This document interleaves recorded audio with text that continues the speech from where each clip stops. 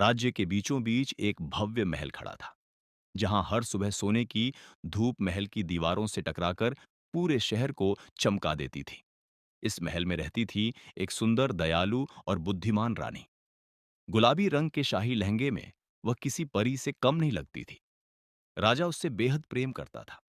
दोनों साथ में राजमहल के बगीचे में टहलते, गरीबों की मदद करते और खुशहाल जीवन जी रहे थे।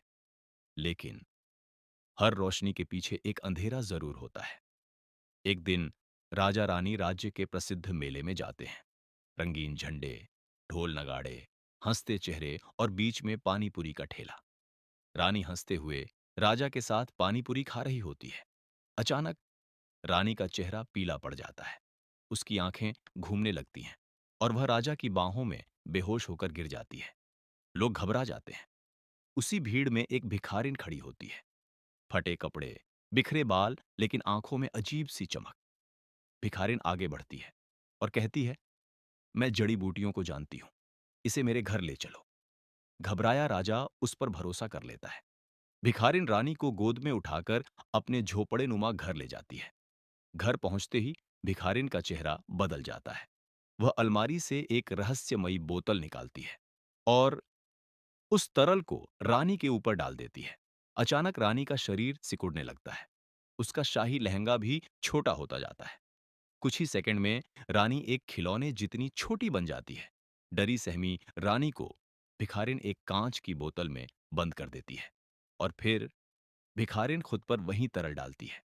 तेज रोशनी फैलती है और भिखारिन बिल्कुल रानी जैसी बन जाती है।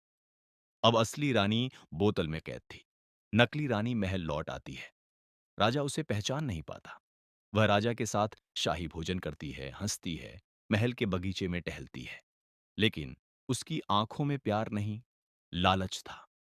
उधर असली रानी बोतल में रो रो कर मदद मांग रही थी। भिखारिन के घर में बोतल एक मेज पर रखी होती है। तभी एक चिड़िया उड़कर आती है और बोतल को नीचे गिरा देती है। बोतल टूट जाती है। नन्ही रानी आजाद हो जाती है। लेकिन तभी एक चूहा उसके पीछे दौड़ पड़ता है। डर के मारे वह पास की मेज पर चढ़ जाती है। मेज पर वही रहस्यमयी तरल रखा होता है। नन्ही रानी कांपते हाथों से उस तरल को उठाती है और खुद पर डाल देती है। तेज चमक होती है और रानी फिर से अपने असली रूप में आ जाती है। लेकिन यही कहानी रुक जाती है। क्या रानी महल वापस जा पाएगी? क्या राजा सच पहचान पाएगा? क्या नकली रानी का खौफनाक सच सबके सामने आएगा? या फिर भिखारिन हमेशा के लिए महारानी बन जाएगी? अगर तुम जानना चाहते हो इस कहानी का अगला हिस्सा, तो अभी लाइक करो और चैनल को सब्सक्राइब करो, क्योंकि अगला पार्ट और भी ज्यादा खतरनाक होने वाला है।